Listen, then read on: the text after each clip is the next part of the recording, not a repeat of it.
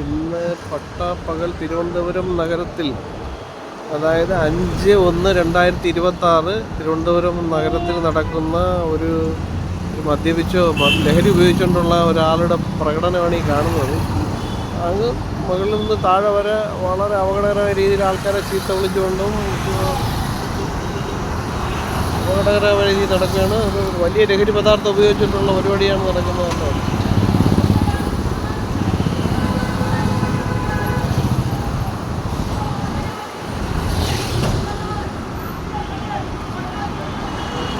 ഭയങ്കരമായ രീതിയിൽ തെറി വിളിക്കുകയാണ് ആൾക്കാരെല്ലാം. ഭയങ്കര ഡ്രഗ്സ് ഉപയോഗിച്ചിട്ടുണ്ടെന്തോ ആണെന്ന് തോന്നുന്നു. വളരെ ഒരു ഡ്രഗ്സ് ഉപയോഗിച്ചിട്ടുണ്ട് പുള്ളി.